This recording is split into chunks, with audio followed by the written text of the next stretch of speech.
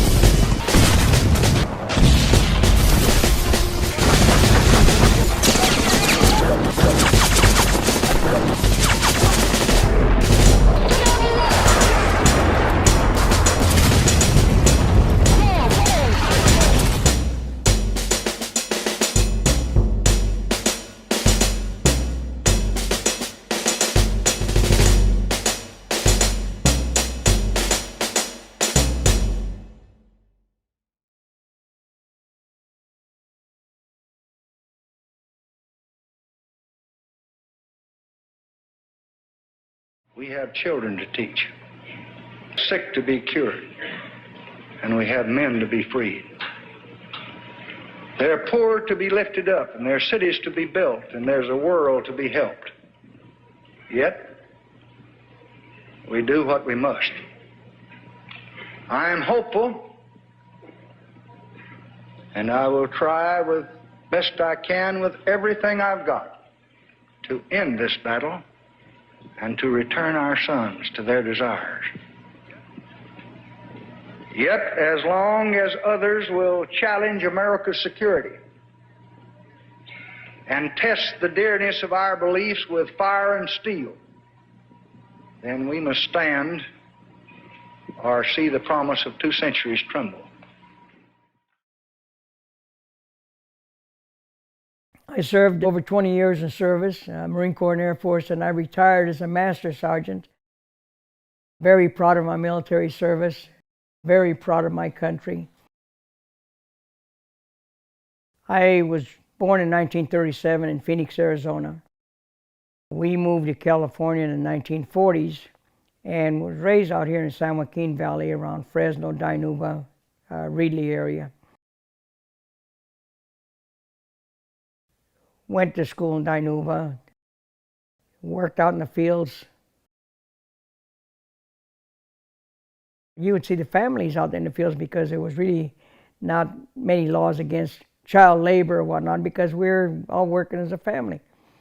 But then we had the concept that all the monies went to the family. We lived in poverty, but we didn't know that we were poor. I mean, heck, we had beans, we had potatoes. Once in a while we'd get meat. We never knew we were poor. You know, it's really funny because when I went to grade school, a lot of people, a lot of the Mexican kids don't like to take burritos and tacos and stuff like that because it's so ethnic. I used to take burritos and I traded them for ham sandwiches.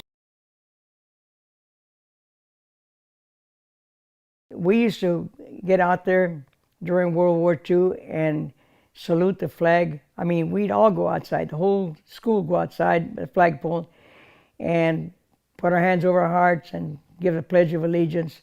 We were taught patriotism. We knew that we had a great country. We knew that we had a great future. I've got 6 brothers, and all of us have served in the military from World War II through Vietnam.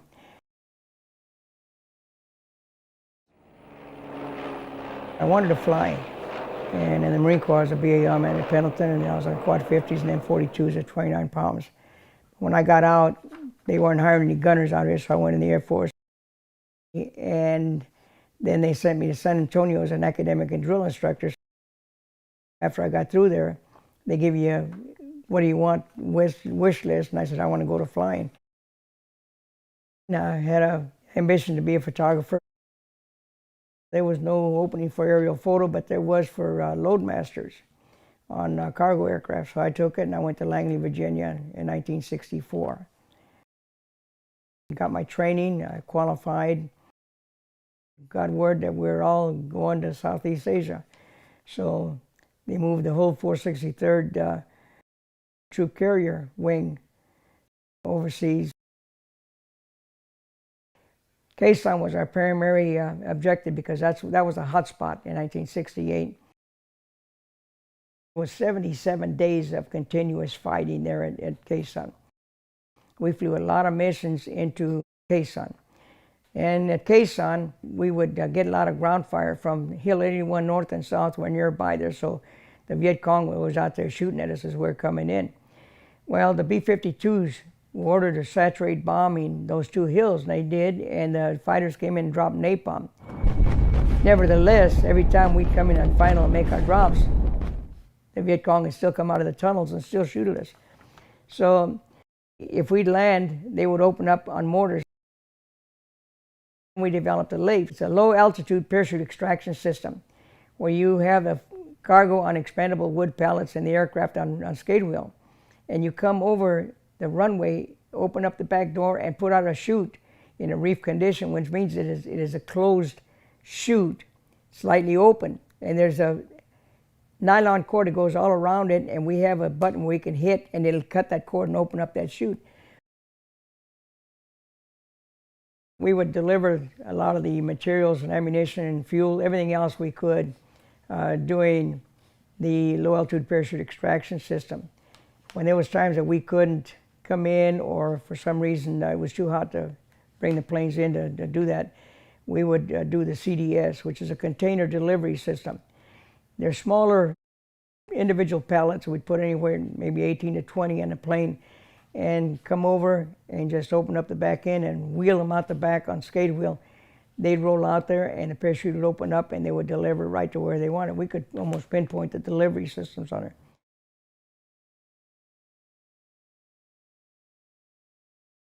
We'd take off, say, from Saigon and fly to, say, Pleiku. And we'd land at Pleiku, offload. Pleiku had something for Da Nang. We'd take off to Da Nang. Da Nang had something for Chu Lai. We'd be flying missions, and they'd be firing at us, and the bullets would be going through the plane, and you'd see it'd be like snowing in there because the soundproofing going through the bullets going through there. Because they were firing on us pretty steady, and you could see traces coming up to the plane.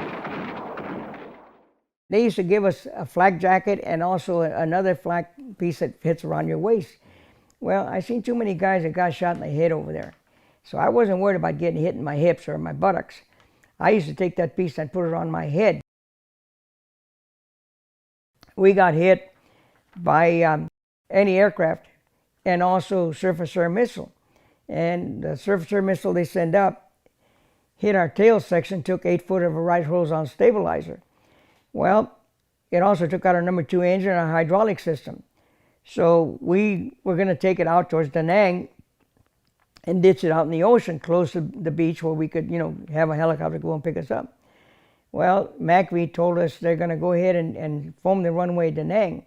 If you guys can crank the gear down and chain it down, bring it into Da Nang. So the engineers and everybody else that was available started cranking the gears down, and we chained them down, and we went into Da Nang. We landed, got off the plane, walked around and seen the damage on the plane and seen the tail section that was missing, and my arms just started shaking, my legs started shaking.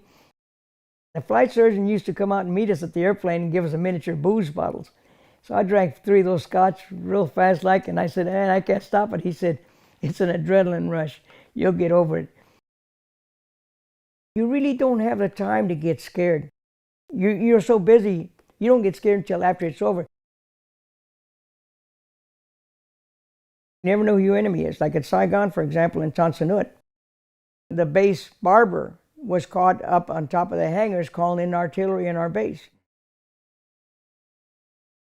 Back then, of course, the Viet Cong had these kids loaded up with explosives approaching our troops and blowing themselves up and killing our troops.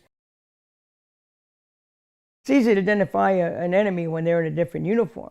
But when you're in civilian clothes and there's like a regular peasant or a rice farmer or a regular person in town, how do you know who your enemy is? The only ones that were in uniform was the NVAs, that's the North Vietnamese Army. They were in uniform.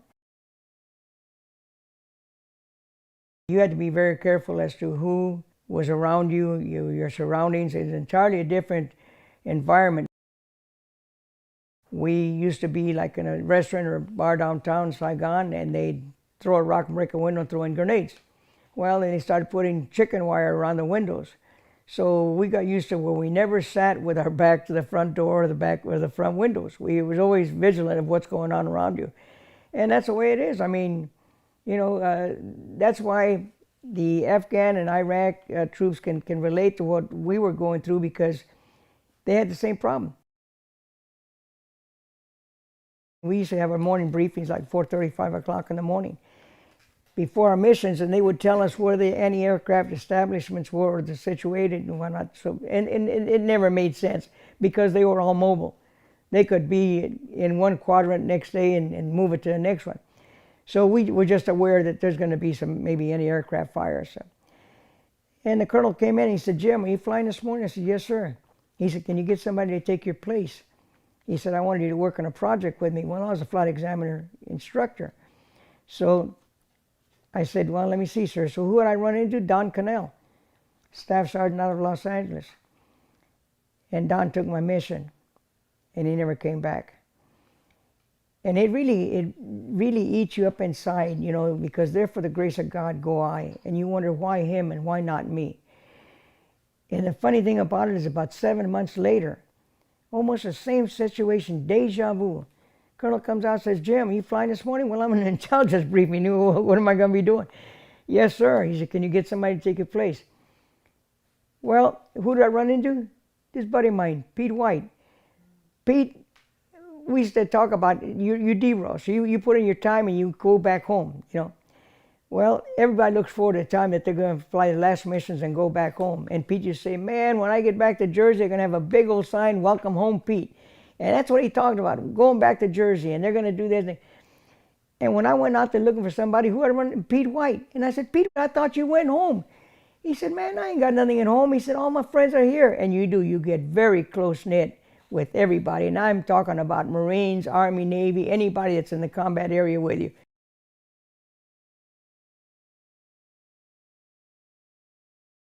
He took my mission for me, and Pete never got back. And that really bothered me. That really ate me up. You wonder what's going on. I mean, why these guys? Why not me? I mean, and this is what happens when you start going into your PTS period and whatnot, is the guilt and stuff that goes in you, eating you up inside like a cancer. I often thought, why does the good Lord save me? Am I here for something else? Well, there was another situation where it saved my life. We had a mission that was going to Vietnam on Operation Baby Airlift. It's to pick up a lot of the orphans and stuff and get them out of there. I was going to administer an evaluation to 3 members on that crew. And I was to go on this mission to Saigon to pick up the orphans. And my wife pointed out, says, she said, "You haven't been here for our son's birthday for quite a few years, because a lot of times when you're at home and you're not expecting it, the phone rings in the middle of the night, next thing you know, you're on your way to anywhere in the world." That's how we operate. So I went and talked to the commander, and I said, "Commander, I'm on jump orders. Can I stay home for my son's birthday, and then I'll get on and I'll hop until I get to where I catch the plane and then start administering evaluations?" He said, "Sure."